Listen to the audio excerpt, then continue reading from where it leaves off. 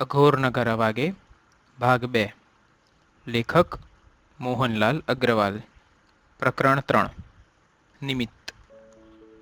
એક અદ્ભુત યોગ ક્રિયાના પ્રયોગને જોયા પછી દિલ્હીના 2.5-3 દિવસનું રોકાણ અર્થપૂર્ણ જણાયું. ત્રીજા દિવસે સાંજે નિશ્ચિત સમય પ્રમાણે અમારું પ્લેન જવાનું હતું. સાંજે 4 વાગે અમે અમારો સામાન લઈ પાલમ એરોડ્રોમ પહોંચી ગયા. ત્યાંની ઔપચારિક વિધિમાંથી પસાર થઈને 5:20 અમારી સફર શરૂ થઈ. નેપાળ રોયલની સર્વિસ પટના તથા બનારસ થોડી વાર રોકાઈ. આશરે 1.25 કલાકની યાત્રા બાદ અમે કાઠમંડુ એરોડ્રોમ પર ઉતર્યા. પ્લેનમાંથી બહાર નીકળતા પહેલા સરયુદાસજીએ મને સૂચના આપી કે અહીં ઠંડી ખૂબ હશે, માટે ગરમ કપડાં, સ્વેટર, મફલર વગેરે પહેરીને જ બહાર નીકળજો. સાંજનો સમય હતો. અંધારું થઈ ગયું હતું. મેં ઉતાવળથી ગરમ કપડાં કાઢીને પહેરી લીધા. અમે બંને ત્યાંની કસ્ટમમાંથી કાર્યવાહી સમેટીને બહાર આવ્યા. કાઠમંડુ ત્યાંથી આશરે 7-8 કિલોમીટર દૂર હોય અમે ટેક્સી પકડીને કાઠમંડુ તરફ રવાના થયા. સરયુદાસજીના જ અખાડાના એક સાધુ રેવાદાસજી વિષ્ણુમતી નદીના કિનારે પશુપતિનાથના મંદિરથી થોડે દૂર પર્ણકુટી બનાવીને રહેતા. તેમને ત્યાં અમારે ઉતારો કરવાનો હતો. પશુપતિનાથના મંદિર સુધી ટેક્સી દ્વારા પહોંચ્યા બાદ 3-4 ફરલાંગ પગપાળા ચાલીને અમે રેવાદાસજીના આશ્રમે પહોંચ્યા. સરયુદાસજીએ બહારથી જ અભિવાદન કરીને અમારા આવવાની સૂચના આપી. તેમનો અવાજ સાંભળીને રેવાદાસજી તરત જ બહાર આવ્યા અને અમારું પ્રેમપૂર્વક સ્વાગત કર્યું. તેમની બનાવેલી પર્ણકુટી વાંસ તેમજ નીતરની જણાતી હતી. વિષ્ણુમતી નદીના કિનારે સહેજ ઊંચાણવાળા વિસ્તારમાં રેવાદાસજી સ્મરણ ભજન કરતા. ઉંમરમાં આશરે 18-20 વર્ષના જણાતા હતા. નાની ઉંમરે જ તેમણે વૈરાગ ધારણ કરી લીધેલો. યુવાન ઉંમર હોવાથી શરીર સુદૃઢ અને ઘાટીલું હતું. ધૂણીના સહવાસ અને તપસ્યાના તાપથી શરીરમાં એક અનોખું ઓજસ જણાતું હતું. તેમનું મુખ્ય સાધન મંત્ર જાપ હોય તેવું જણાયું, કારણ કે તેમણે કાનમાં, ભૂજામાં અને ગળામાં તથા જટામાં દરેક જગ્યાએ તુલસી ધારણ કરી હતી. કોઈપણ સંપ્રદાયનો સાધુ પોતાના ગુરુ મહારાજે દર્શાવેલ મંત્ર, જાપ, જોગ, તપ, નિયમ, ધ્યાન, યોગ જે કંઈ પણ કરીને ધ્યેય સુધી પહોંચવાનો હોય તેને સાધુશાહીમાં સાધન કહેવામાં આવે છે. રામાદલી સંપ્રદાયમાં કર્મકાંડી સાધુના લક્ષણો પૈકીનું મંત્ર જાપ કરનારનું આ એક લક્ષણ છે. રેવાદાસજીએ ખબર અંતર પૂછ્યા. સરયુદાસજીએ ટૂંક સમયમાં ઔપચારિક વાતો આટોપી લીધી. એ દરમિયાન સરયુદાસજીએ મારો પણ ટૂંક પરિચય આપી દીધો. રેવાદાસજીએ મારી સામે જોઈને પહેલો જ પ્રશ્ન પૂછ્યો, ઠંડી તો લાગતી હશે ખરું? મેં હા પાડી. તેમણે પોતાની ધૂળીમાં સળગી રહેલા એક મોટા લાકડાને ચીપિયાથી ખંખેરીને રાખ દૂર કરી. એમ થોડા બીજા લાકડા ગોઠવીને મૂક્યા અને બોલ્યા, ચેત બાપુ, ચેત. એમ કહેતાની સાથે જ સૂકા અને પાતળા લાકડા જે તેમણે ગોઠવીને મૂક્યા હતા તે સળગી ઉઠ્યા. તેમણે એક કમંડલમાં થોડું પાણી, તુલસીપત્ર, કશું ઘાસ જેવું નાખીને કમંડલ ધૂણીના પ્રજ્વલિત અગ્નિ પાસે મૂકી દીધું. એક આવો તૈયાર થાય તે દરમિયાન સરયુદાસજી સાથે વાતો કરતા કરતા તેમણે અમારા બંને માટે આસન પાથરીને આરામ કરવાનો પ્રબંધ કર્યો.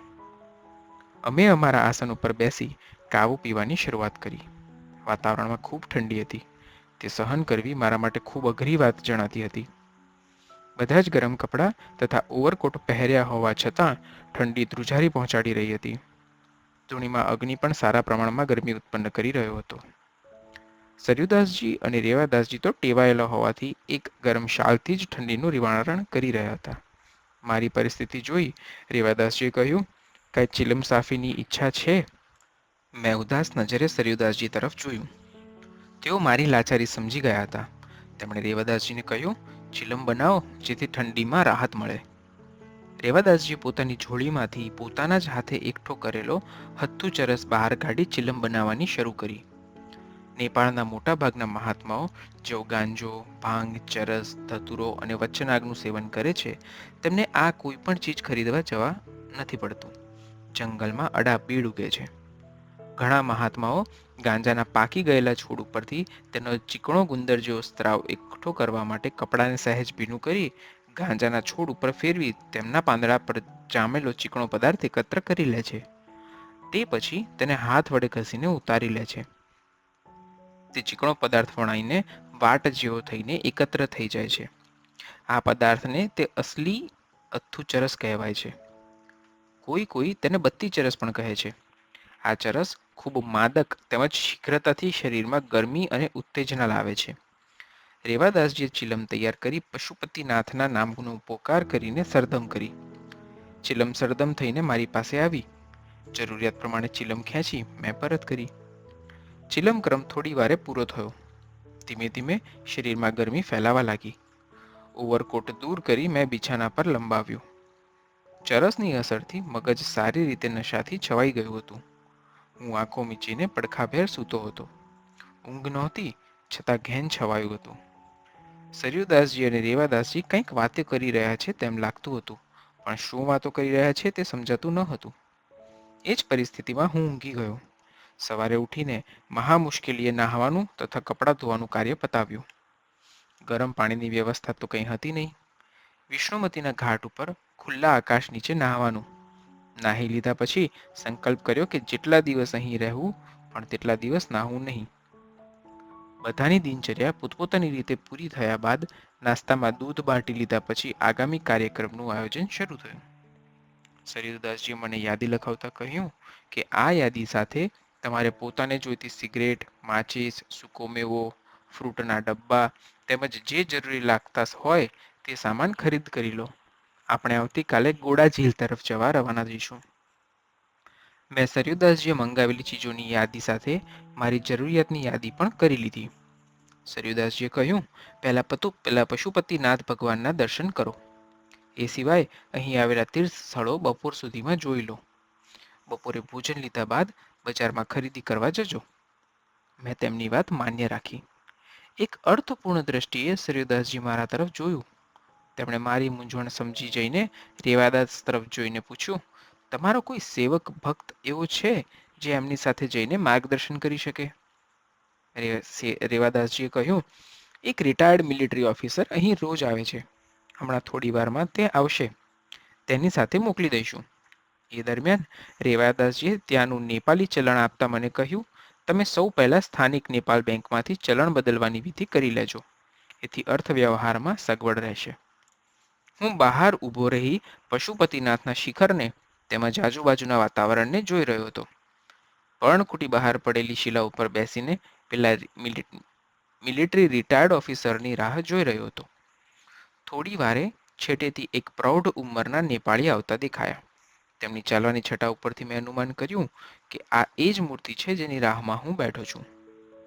તેઓ આવીને પર્ણકુટીમાં ગયા. જતા જતા મારા તરફ એક નજર નાખતા ગયા.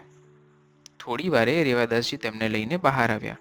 રેવાદાસજીએ મને હાથ દ્વારા બોલાવીને તેમનો પરિચય કરાવ્યો. તેમનું નામ હતું પુલસિંહ. પુલસિંગે મિલિટરીમાં નોકરી કરી હોવાથી હિન્દી ભાષા સમજી અને બોલી શકતા હતા. અમે બંને ત્યાંથી રવાના થયા. પુલસિંહ સાથેની વાતચીતમાં જણાયું કે તેઓ સુખી માણસ હતા. પ્રમાણમાં કંઈક વિશેષ પ્રેમાળ અને લાગણીશીલ હતા. અમે સૌ પ્રથમ પશુપતિનાથના દર્શન માટે તે દિશામાં આગળ વધ્યા. પશુપતિનાથ ભગવાન વિષ્ણુમતી નદીના કિનારે આવેલી વિશાળ મંદિરના ગર્ભગૃહમાં પંચમુખી શિવલિંગ સ્વરૂપે વિરાજમાન છે. શિવના 8 તત્વો પૈકીના એક તત્વ તરીકે પશુપતિનાથની ગણતા થાય છે. કાઠમંડુ શહેર, જે ખટમંડુના નામથી પણ ઓળખાય છે, તે હિમાલયની તળેટીથી 15-20 કિલોમીટર દૂર વસેલું છે. વિષ્ણુમતી અને બાગમતી નદીના કિનારે આ શહેર સ્થપાયેલું છે. બાગમતી નદીના કિનારે નાથ સંપ્રદાયના આદ્ય પુરુષ મચ્છંદરનાથનું મંદિર છે, જેઓ નેપાળ રાજ્યના રક્ષક ગણાય છે. નેપાળના રાજાને પશુપતિનાથ માનવામાં આવે છે. રાજગાદી પર જે રાજવી સંભાળતા હોય તે પશુપતિનાથ વહીવટ કરવાનું કાર્ય કરે છે. પશુપતિનાથ નેપાળના તીર્થક્ષેત્રો, હિમાલયની તળેટી તેમજ પ્રકૃતિએ સર્જેલા આશ્ચર્યજનક પ્રસંગો તરફ જરા દ્રષ્ટિ કરી લઈએ. નેપાળની જાહેર બાબતો અંગે લગભગ ત્યાંની મુલાકાત લેનારા લોકો જાણતા જ હોય છે. આ અંગેના એકાદ બે પ્રસંગો જોઈએ. મહાશિવરાત્રિના દિવસે રાજા દ્વારા આયોજિત એક મહત્વપૂર્ણ પૂજા થાય છે, જેની પરંપરા વર્ષોથી ચાલી આવે છે. આ પૂજામાં બેસનાર કોઈ પણ સંપ્રદાયનો સાધુ દિગંબર અવસ્થામાં બેસે છે. જે મહાત્મા સંપૂર્ણ ઇન્દ્રિયજિત હોય, શિવ સ્વરૂપ હોય, તેની પૂજા કરવામાં આવે છે. રાજા તરફથી નિયુક્ત કરવામાં આવેલી સ્ત્રી તે મહાત્માના લિંગની પૂજા કરે છે. આ વિધિ તેઓની પરંપરાગત શાસ્ત્રોક્ત ક્રિયા પ્રમાણે થાય છે. તે ક્રિયાનો ઉલ્લેખ કરવાનો નિષેધ હોવાથી વર્ણન આપવું અહીં વર્જ્ય છે. આ પૂજા સમયે જો સાધુની ઇન્દ્રિય ચલાયમાન થાય તો તેને તત્કાલ મૃત્યુદંડ આપવામાં આવે છે. જો નિર્વિકાર રહે તો રાજકુટુંબ તેને શિવ સ્વરૂપમાંની પૂજા કરે છે અને દુર્લભ એવું દિગંબરી બિરુદ આપી રાજકોષમાંથી અતિ દુર્લભ એવો એકમુખી રુદ્રાક્ષ ભેટ તરીકે આપે છે. એકમુખી રુદ્રાક્ષનો મહિમા વર્ણવી શકાય તેમ નથી. અત્યારના રુદ્રાક્ષ પ્રેમીઓ એકમુખી રુદ્રાક્ષ મેળવવા આતુર હોય છે. ઘણા લોકો પોતાની પાસે એકમુખી રુદ્રાક્ષ છે તેવી ભ્રમણામાં ખૂબ પ્રસન્ન મનથી તેની મિત્ર વર્ગમાં ચર્ચા કરી ગૌરવ અનુભવતા હોય છે. મારી પાસે એકમુખી રુદ્રાક્ષ છે એમ કહી તેઓ આનંદિત થતા હોય છે. મનથી ઉપજાવી કાઢેલો પ્રસંગ કહી જણાવતા હોય છે કે મને અમુક સાધુએ અમુક જગ્યાએ એકમુખી રુદ્રાક્ષ આપેલો. ઘણા કહે છે મારા દાદાને અમુક સંતે આપેલો, તો ઘણા કહે છે મારા પિતાને અમુક સિદ્ધે આપેલો. કોઈ ભાગ્યશાળી પુરુષ પાસે, કોઈ વિરલા પાસે એકમુખી રુદ્રાક્ષ જરૂર હશે, પરંતુ દરેક જગ્યાએ તે વાત કદાપી સાચી નથી હોતી. તેમજ ઘણા લાલચુ સાધુઓ પણ પોતાના સેવક સમાજને ભોળવીને એકમુખી રુદ્રાક્ષ આપતા હોય છે અને તેના બદલામાં અંધશ્રદ્ધાવાન સેવકના ગજવાનો ભાર પણ હલકો કરતા હોય છે. ખરેખર તો એકમુખી રુદ્રાક્ષના દર્શન થવા પણ દુર્લભ છે. જેને તેના દર્શન થાય તેણે સમજવું જોઈએ કે સાક્ષાત શિવજીના દર્શન થયા છે. એકમુખી રુદ્રાક્ષ જેની પાસે હોય તે પુરુષ દરિદ્રતાને ઓળખતો જ નથી. તેના આંગણે હંમેશા અસંખ્ય જીવો ઉદરપૂર્તિ કરતા હોય છે. એકમુખી રુદ્રાક્ષ ધરાવનાર વ્યક્તિને પણ પૂજનીય માનવી એમ જાણકાર સંતોનું કહેવું છે. દુનિયાના દરેક ધર્મ કાર્યો કરીને, દરેક પ્રકારની મહાત્માકાંક્ષાઓ પૂર્ણ કરીને તે શિવલોકમાં જાય છે. આવો દુર્લભ રુદ્રાક્ષ કદી પણ અમુક ચાંદીના ટુકડાઓથી ખરીદી શકાતો નથી. આ એકમુખી રુદ્રાક્ષનું પ્રમાણ સંત સિદ્ધ લોકોના કહેવા પ્રમાણે એવું છે કે એકમુખી રુદ્રાક્ષનો સ્પર્શ થતાં જ શરીરમાં અદ્ભુત શાંતિ અને આનંદની અનુભૂતિ થાય છે. આપોઆપ સમગ્ર અસ્તિત્વ આનંદ વિભોર બની જાય છે.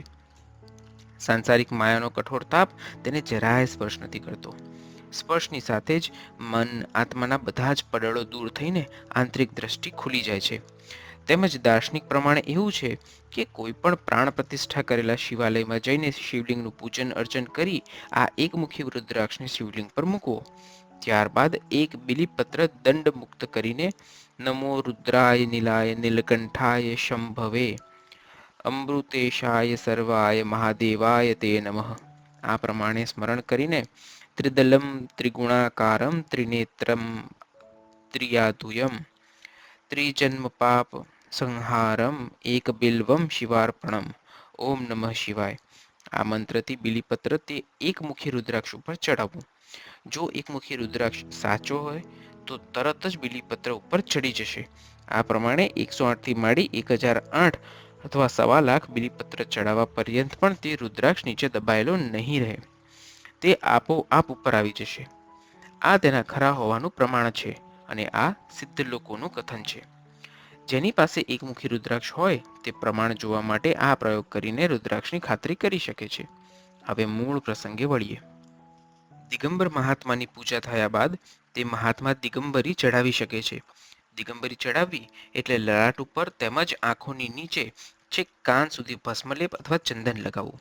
આ પ્રકારના લેપન અર્ચનને દિગંબરી કહેવામાં આવે છે. જે મહાત્મા આ ક્રિયામાંથી પસાર થયો હોય તેને જ આ અધિકાર હોય છે અને સાધુ સમાજમાં તેનો ખૂબ જ આદર સન્માન હોય છે. આવા વિરલ મહાત્માઓ ભારત વર્ષની સંસ્કૃતિના આધાર સ્તંભ રૂપ છે. પશુપતિનાથ એ મહેશધારી ભગવાન શિવનું એક અંગ ગણાય છે. પશુપતિનાથના મંદિરથી થોડે દૂર એક વિશાળ મંદિર ગુણેશ્વરી દેવીનું છે. નેપાળના તીર્થસ્થાનોમાં મુક્તિનારાયણ, જલતાપાની, ત્રિશુલધારા, ચંગુનારાયણ, નીલકંઠ, સૂર્યવિનાયક, દામોદર કુંડ આટલા મુખ્ય ગણાય છે. મુક્તિનારાયણ કાઠમંડુથી આશરે 100-150 કિલોમીટર દૂર આવેલું છે. વિમાન માર્ગે પોખરા અને ત્યાંથી પગપાળા 50 કિલોમીટર જવાય છે. એ પ્રવાસમાં 4થી 5 પડાવ આવે છે. ત્યાં ઓછી વધતી સગવડ પણ મળે છે. મુક્તિનારાયણ એ શાલિગ્રામ ક્ષેત્ર ગણાય છે. ગંડકી નદીના કિનારે આસપાસથી શાલિગ્રામ મળી આવે છે.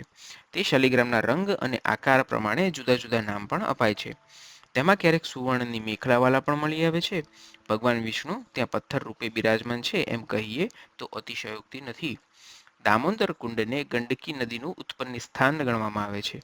મુક્તિનાથથી 10-12 માઇલ દૂર આ કુંડ છે. ત્યાં જઈ શકાય તેવી શક્યતાઓ ખૂબ ઓછી છે, કારણ કે ખૂબ વિકટ અને ભૂલભુલામણી જેવો માર્ગ છે. આ કુંડમાં જે શાલિગ્રામ મળે છે તે સાક્ષાત વિષ્ણુ સ્વરૂપ માનવામાં આવે છે. તેના ઉપર શંખ, ચક્ર, ગદા અને પદ્મ સ્પષ્ટ રીતે કુદરતી રીતે અંકિત થયેલા હોય છે. પુલસિંહ સાથે આખો દિવસ કાઠમંડુ શહેરની બજારો, શહેરી વિસ્તાર અને મોટી મોટી પ્રખ્યાત હોટલો તેમજ આસપાસનો વિસ્તાર જોયો. એકંદરે ખૂબ મજા આવી, સાથે થાક પણ ખરો. પુલસિંહના ઉત્સાહમાં ઓટ જણાતી ન હતી. સાંજે સૂર્યાસ્ત સમયે અમે બંને બજારની ખરીદી તેમજ સરયુદાસજીએ કરાવેલ યાદીની ચીજો લઈને રેવાદાસજીના આશ્રમે આવી ગયા. દિવસ દરમિયાન હળવો નાસ્તો કરી ફરફરાદીથી જ કામ ચલાવ્યું હતું. રેવાદાસજીએ રસોઈ તૈયાર કરીને રાખી હતી. મેં અને પુલસિંગે જમી લીધું. વાતાવરણમાં ઠંડી વધુ પ્રમાણમાં જણાતી હતી. રેવાદાસજી પાસેથી થોડો ચરસ લઈ તેની સિગારેટથી તમાકુ ભેળવી મેં કામચલાઉ ચિલમ બનાવી લીધી. એ સિવાય ઠંડી દૂર કરવાનો અસરકારક ઉપાય તો હતો જ નહીં. હું ચિલમ પી રહ્યો હતો. એ દરમિયાન સરયુદાસજીએ પુલસિંહને આવતીકાલે સવારે 2 ખચ્ચર લાવવા માટે કહ્યું. કાઠમંડુમાં ભોટિયા નામની જાતિના માણસો ખચ્ચર વ્યવહાર, ભૂમિયાગીરી, માલ સામાનની હેરફેર માટે ભાર ઉપાડીને લાવવા લઈ જવાની વ્યવસ્થા કરે છે. પુલસિંગે કહ્યું, સવારે 8 વાગે ખચ્ચર તથા 2 માણસો અહીં હાજર થઈ જશે. ત્યારબાદ રેવાદાસજી જરૂરી સૂચનાઓ આપીને પુલસિંહને વિદાય આપી. રેવાદાસ પોતાના કાર્યમાં મગ્ન હતા. સરયુદાસજીના આસન પાસે જ મારું આસન બિછાવેલું હતું. સરયુદાસજીએ મને ધીમેથી દ્રઢ સૂચન ગંભીર સ્વરે આપતા વાતની શરૂઆત કરી. જુઓ, આવતીકાલના પ્રયાણમાં તમે મારા કાર્યમાં નિમિત્ત બનવાના છો. તમારું નિમિત્ત ક્યાં, ક્યારે અને કઈ રીતે છે તે હું નથી જાણતો, પણ ગુરુ મહારાજનો કંઈક એવો સંકેત મને જણાય છે. બીજું, તમારું પોતાનું પણ અંગત ભાવિ નિશ્ચિત કરવાનો પૂરેપૂરો અવસર મળશે. એ કાર્ય તમારે જાતે જ તમારા બુદ્ધિ કૌશલથી અને ઈષ્ટના સંકેત પ્રમાણે નિશ્ચિત કરવાનું છે. આપણે અહીંથી રવાના થઈને નેપાળની એક સમયની રાજધાની માટગાંવ જઈશું. ત્યાંથી કચ્છર દ્વારા મુસાફરી શરૂ થશે. સિદ્ધ પોખરી સરોવરની પશ્ચિમ દિશામાં વજ્રનાથ મહાત્મા પાસે તમારે રોકાણ કરવાનું છે. તમારા 2-3 દિવસના રોકાણ બાદ હું દાદા ગુરુ પાસેથી પરવાનગી મેળવી તમને લેવા માટે આવીશ. આ પ્રમાણે કાર્યક્રમ મેં વિચાર્યો છે. સરયુદાસજીએ આપેલા કાર્યક્રમને હું સાંભળી રહ્યો હતો. આવતીકાલે સવારે શરૂ થનારા સફર વિશે હું ખૂબ આનંદિત હતો. પણ સરયુદાસજીએ કરેલ ઉલ્લેખ મને ઊંડે ઊંડે કંઈક મૂંઝવણ કરી રહ્યો હતો. નિમિત્ત શબ્દમાં કંઈક ભયની લાગણીનો અનુભવ થતો જણાયો. હું નિમિત્ત? શાનો નિમિત્ત? શા માટે નિમિત્ત? એ નિમિત્ત શબ્દ જેમ જેમ વિચારમાં ચક્રાવે ચડતો રહ્યો તેમ તેમ શરીરમાં શીત લહેરી ફેલાવા લાગી. કંઈક ચરસની ચિલમનો નશો ગરમી લાવવા માટે પ્રયત્ન કરી રહ્યો હતો અને નિમિત્ત શબ્દ ઠંડી ધ્રુજારી ઉત્પન્ન કરી રહ્યો હતો. આ વૈચારિક ઘર્ષણમાં કાનની બંને બૂટ તપીને ગરમ થઈ ગઈ. આંખો ખુલ્લી રહેવા ઈચ્છતી હતી, પરંતુ પોપચા તેને બંધ કરી દેવા માટે ભારે થઈ જતા હતા. છેવટે હંમેશના નિત્યક્રમ મુજબ બધા વિચારોને ખંખેરી નાખીને આગે આગે ગોરખ જાગેના સૂત્રને માન્ય કર્યું. બીજે દિવસે સરયુદાસજીએ મને વહેલો નિંદ્રા મુક્ત કર્યો. એમણે એમના દિનચર્યાક્રમને પૂર્ણ કરી પછી જ મને જગાડ્યો હતો. મેં ફક્ત બ્રશ કરી સહેજ હાથ પગ ધોઈ સ્વસ્થ થઈ જવાનો સંતોષ માની લીધો. બજારમાંથી લાવેલ બ્રેડ બટર અને થોડા લીલા અંજીર ખાઈને મુસાફરીની તૈયારી શરૂ કરી. સામાન, બેગ, થેલા બધું જ વ્યવસ્થિત કર્યું. સરયુદાસજીએ તેમનો થેલો જોડી તૈયાર કરીને જ રાખ્યા હતા. 8 વાગતા પુલસિંહ 2 ખચ્ચરો અને ભોટિયા જાતના 2 ગુરખા લઈને હાજર થયા. બંને ગુરખા આધેડ ઉંમરના હતા. એકવડિયા બાંધાના સશક્ત હતા. બંને કમરમાં તેમની આગવી શૈલીનું કુકરી શસ્ત્ર લટકાવી રાખ્યું હતું. તેમની લાકડીઓ પણ કંઈક વિશિષ્ટ પ્રકારની હતી, જેનાથી બરફમાં રસ્તો કરી શકાય તેવી નાની કુહાડી અને એક છેડે 4 ખૂણાવાળી લોખંડની કુંડલી ભાલા આકારે જડેલી હતી.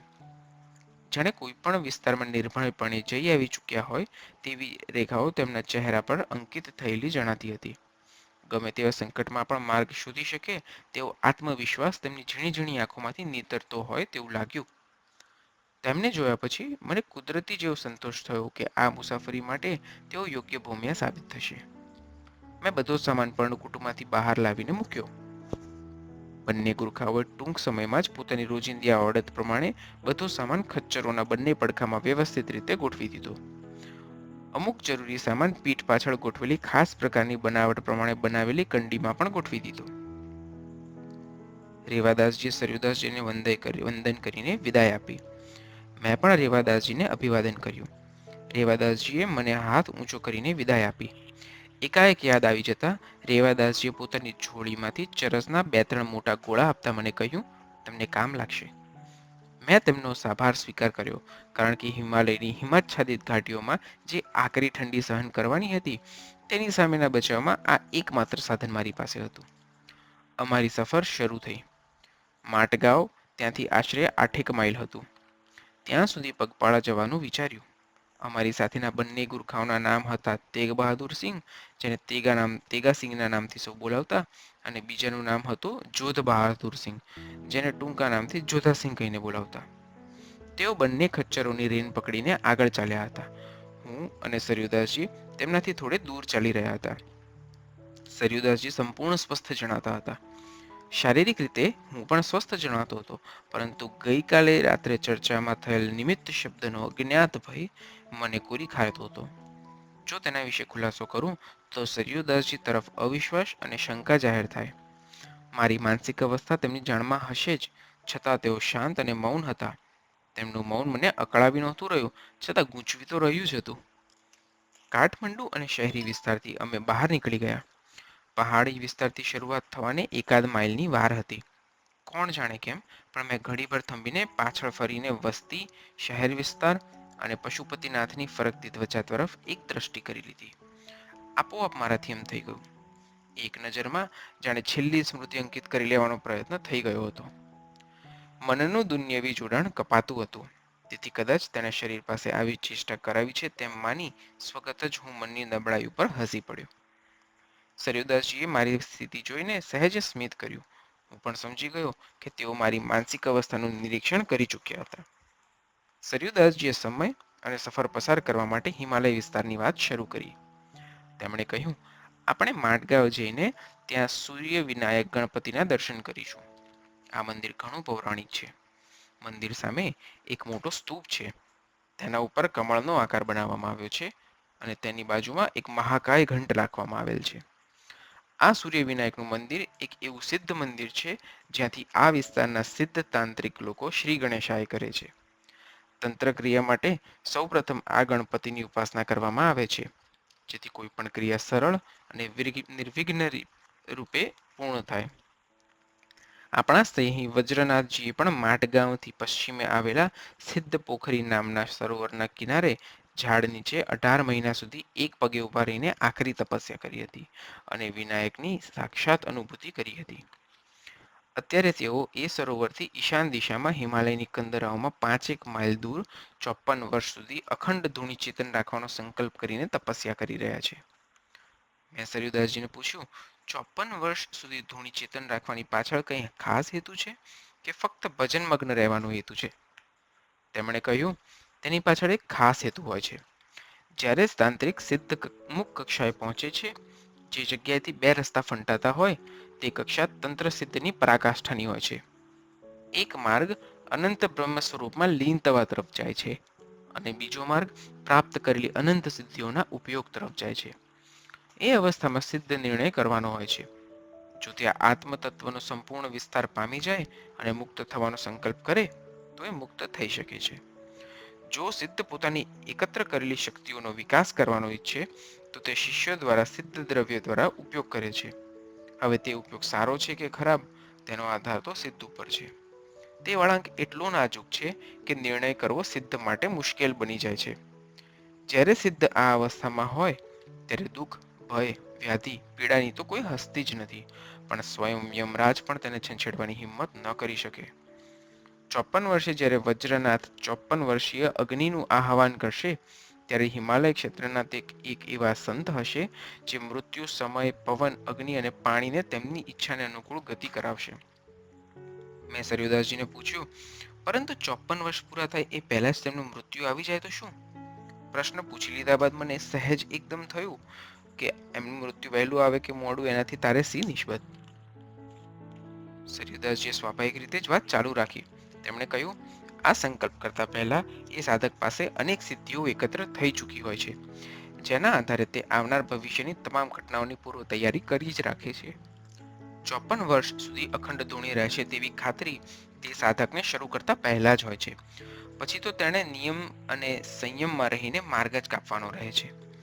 સરયુદાસજીની શાંત ગતિએ ચાલી રહેલી એક ધારી વાતથી હું એકાગ્રતાથી સાંભળી રહ્યો હતો. સરયુદાસજી આગળ ચલાવ્યું, વજ્રનાથની ઉંમર અત્યારે આશરે 98 વર્ષની છે અને તેઓ હજુ સંપૂર્ણ સ્વસ્થ અને તંદુરસ્ત છે. તેમની ધૂણીને અખંડ 22 વર્ષ થઈ ચૂક્યા છે. તેમના ઈષ્ટદેવી માતા પાર્વતી છે અને સિદ્ધદેવ ગણપતિ છે. પ્રેત, પિશાચ, વૈતાલ, ભૈરવ આદિ તેમના સાનિધ્યમાં રહે છે. ઉચ્ચ કોટીના 12 પ્રેતાત્માઓ હંમેશા તેમની સેવામાં રહે છે. સૂર્ય વિનાયક ગણપતિની આજ્ઞા લઈને તેમણે 54 વર્ષની અખંડ ધૂણીની તપસ્યાની શરૂઆત કરી છે. જેથી તે પૂર્ણ ન થાય ત્યાં સુધી તેમને કાંઈ પણ ન થાય એ નિશંક વાત છે. હું વજ્રનાથજીનો પરિચય સાંભળીને માનસિક રીતે અજાણપણે તેમની શેહમાં આવતો જતો હતો. કોઈ પણ મહાત્માના પ્રભાવમાં કે શેહમાં હું સહેલાઈથી આવતો નથી અથવા બિલકુલ પ્રભાવિત થતો નથી એવો કંઈક સ્વભાવ ઘડાઈ ગયો હતો. પરંતુ વજ્રનાથજીને મળ્યા પહેલા તેમની શેહમાં હું મારી જાતને અનુભવી રહ્યો હતો. માટ ગામ નજીક આવી રહ્યું હતું.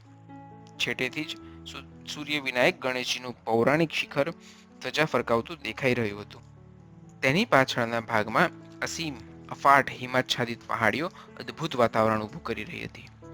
સરયુદાસજીએ તેગાસિંહને સૂર્ય વિનાયક ગણપતિના મંદિર તરફ જવા સૂચના આપી. નેપાલી અને તિબેટી શૈલીના છૂટાછવાયા ઘરોના છાપરા દૂરથી જણાતા હતા. ઊંચાણ નીચાણવાળા વિસ્તારમાં માટગાંવ રાજધાની વસેલી હશે તેવું મેં અનુમાન કર્યું. ધીમે ધીમે ગ્રામ્ય વિસ્તારમાં પ્રવેશ કરી સૂર્ય વિનાયકના મંદિર નજીક અમે પહોંચ્યા. 500-600 વર્ષ પહેલા તેનું નિર્માણ થયું હશે. વિશાળ પટાંગણ, અદ્ભુત શિલ્પ દ્વારા મંદિર શોભાયમાન હતું. મુખ્ય દ્વાર ઉપર સૂર્યની આકૃતિ અંકિત હતી.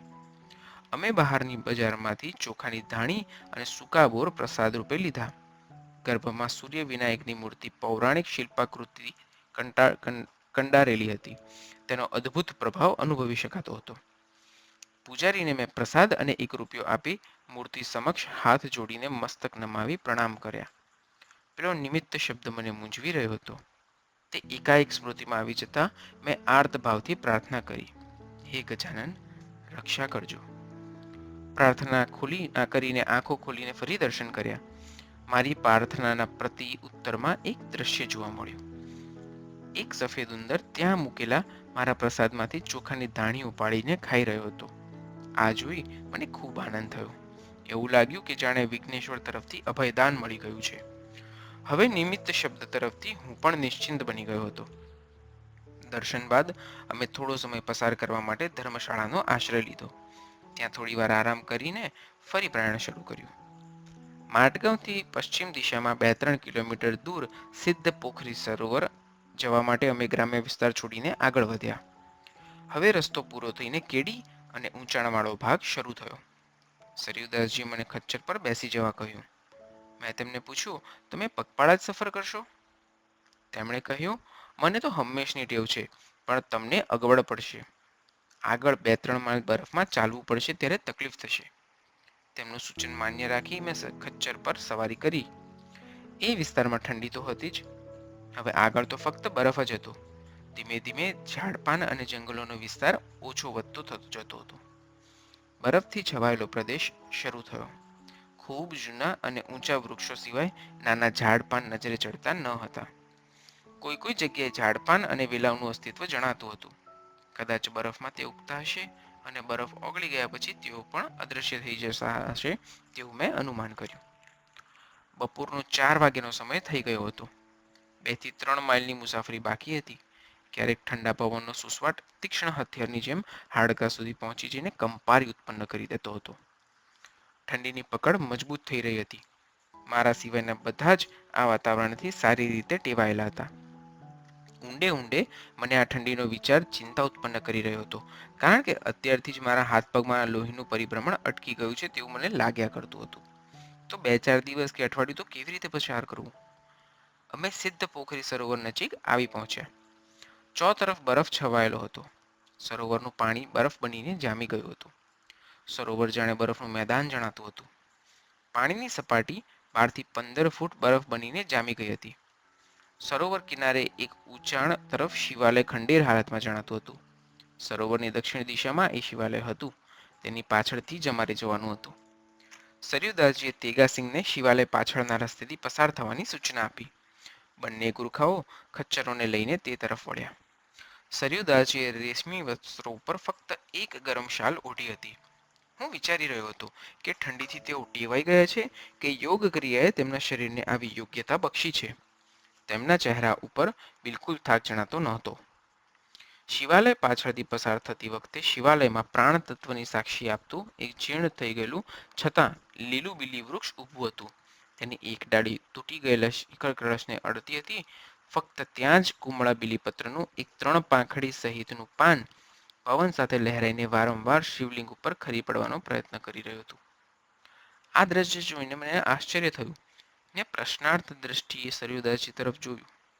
તેમણે બીલી વૃક્ષ તરફ દ્રષ્ટિ કરતા કહ્યું, તે વૃક્ષની નીચે સેંકડો વર્ષ પૂર્વે એક મહાત્માની સમાધિ છે. તેઓના દ્વારા આ વિસ્તારની રક્ષા થાય છે.